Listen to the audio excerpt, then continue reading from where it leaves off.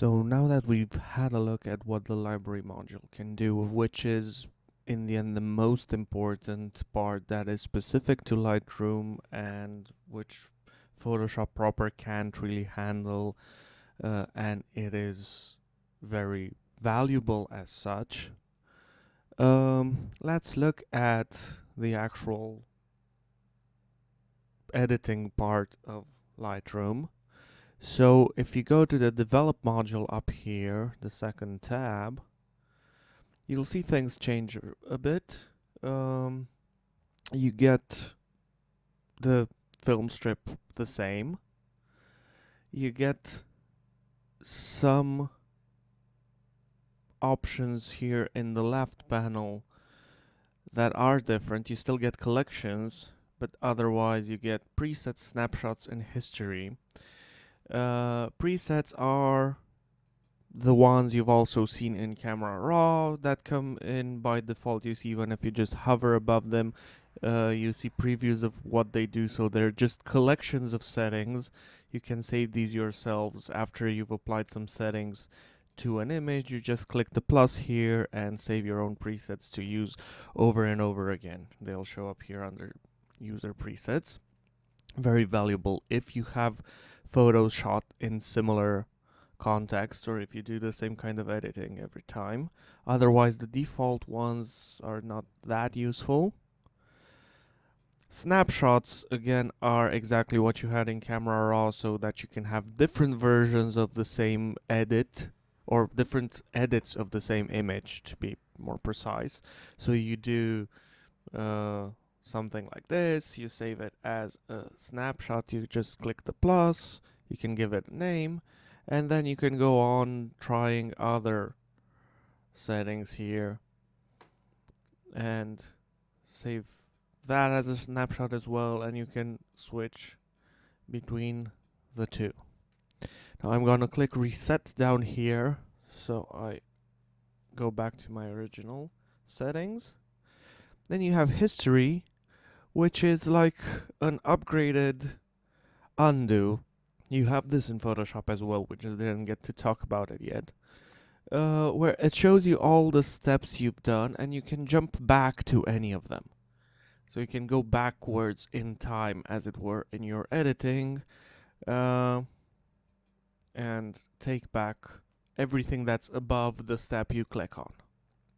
I'm just gonna go to reset settings here, and then you have your collections, which are just what you get in the library panel. Okay, and then the actual editing settings are here in the right hand panel, and they are exactly what you find in Camera Raw.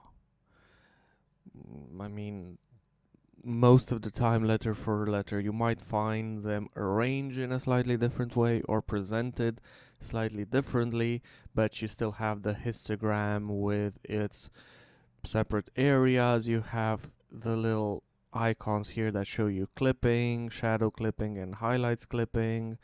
Obviously no highlights clipping here, but if I do raise exposure quite a lot, you'll see that. You'll see that as well. Just a bit.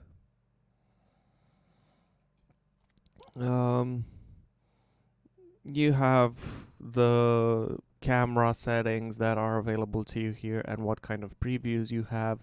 You have then a few tools. They're really small here, at least on my screen. But these are the tools that you find on top of the Camera Raw panel. So you have crop, which again works just the same. You get some options here. You can change the aspect ratio if you want to. For example, have a square image or whatever and lock it down. You can rotate this. You can also rotate just by dragging outside of that overlay. Or you have the straighten tool and you can choose an angle in the image and straighten using that. I'm going to reset and close this.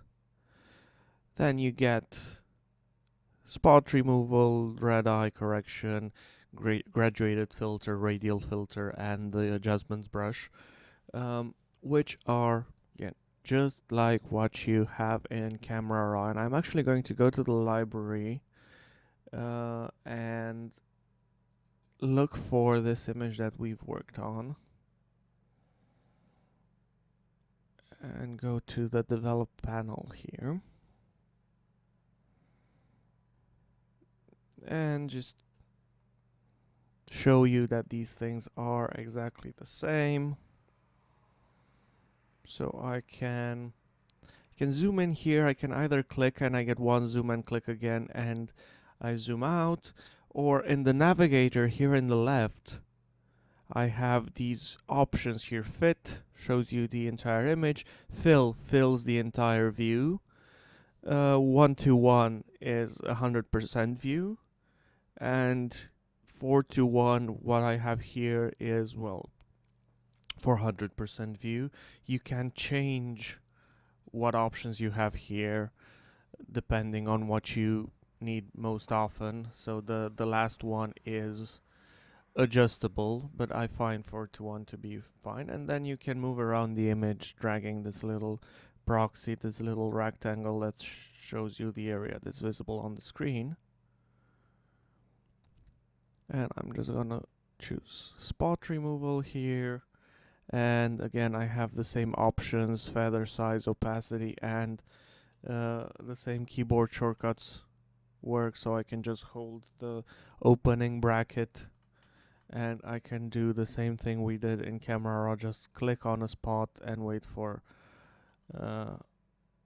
Lightroom to choose an area, and then I can move it myself if I want to something that I consider better, that matches more the area that I'm trying to cover.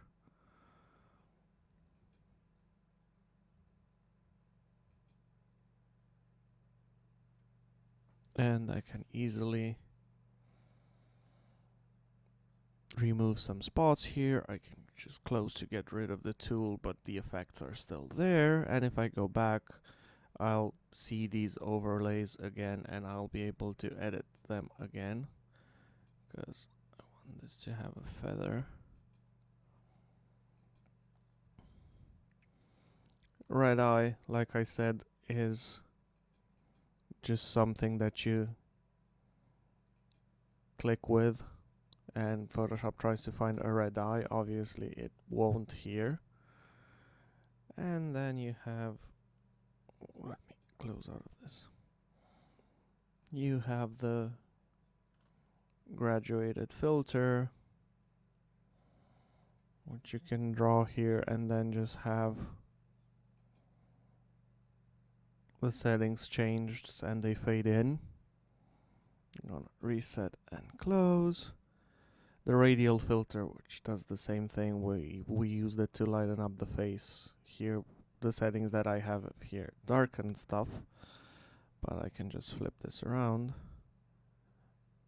Actually no, they were lightening stuff, but they were lightening stuff on the outside, so I have to check invert here. And switched. Again, I'm gonna reset and close. And the adjustment brush, which takes up half of this little toolbar here, which again is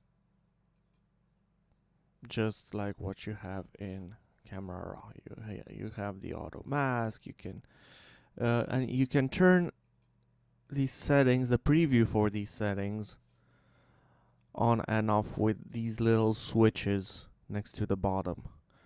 I'm gonna reset and close, but yeah, this is what they do. And then you have what you had in Camera Raw as tabs in almost the same order. So basic, tone curve, HSL, color, or black and white. If you switch to black and white, split toning, details, lens correction, transform effects, calibration. They're the little tabs you had in Camera Raw with the same options: white balance, the tone controls, the presence controls, it was what they're called here, texture, clarity, and dehaze. You can switch here from color to black and white. which actually makes for a decent photo here. But I'm not gonna do this. Then you have the tone curve, and you can turn all of these sections on and off with the little switches that are at the same level as their names. So otherwise, exactly the same kind of settings here. Because I have a black and white image, I have black and white settings. But if I go back to color, I have the hue, saturation, luminance settings, and I can have all of them visible at the same time, which I can't in Camera Raw. Split toning, nothing special. Detail, it's nice that you have this little 100% preview here, so you can check your details always at 100%. But otherwise, nothing new here. This little icon lets you choose the area that you're looking at in the image. And you can close this preview down if it bothers you. Lens correction, again, chromatic aberrations and lens profiles. Transform is where you remove the perspective or fix the perspective in whatever way in an image. And if you click this, you have that tool available where you can decide what's straight. I'm just gonna draw perpendicular here. Not really what I want, so I'm gonna turn this off. And that ruined my crop as well, so I have to come here and straighten this out again. Effects, the vignettes and grains, and calibration for a specific camera.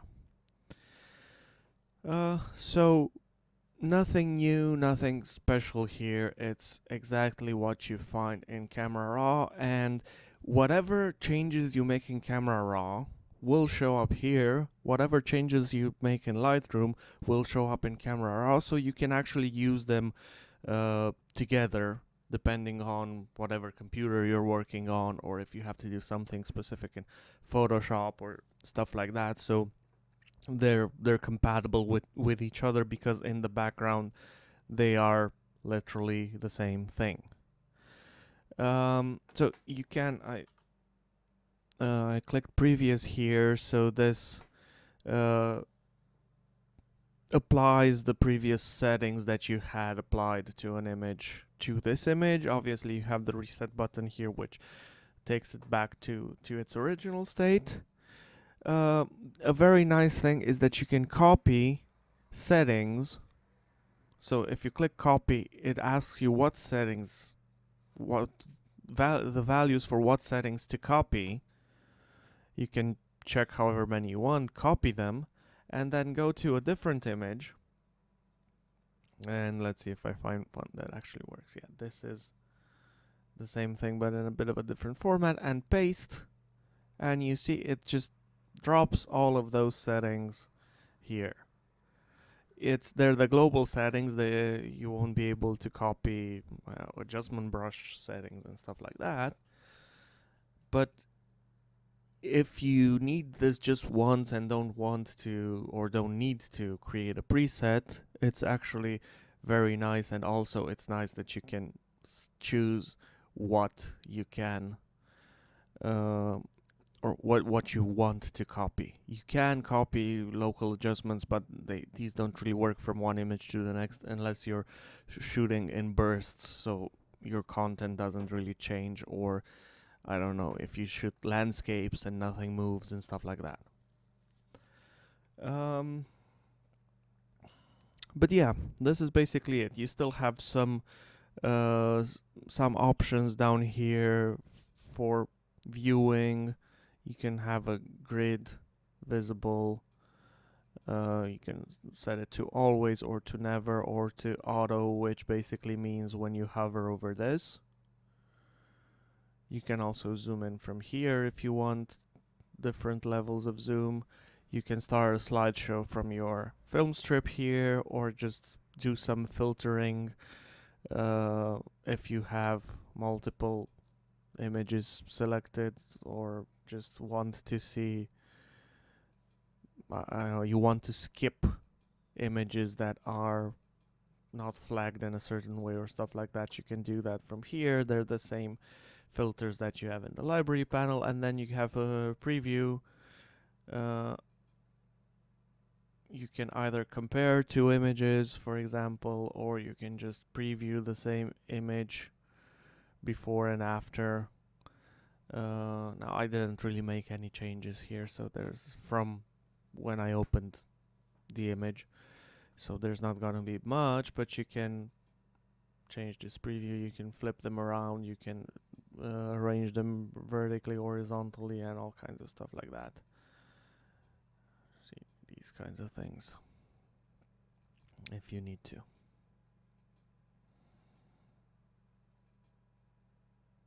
I'm just gonna go back to my regular view.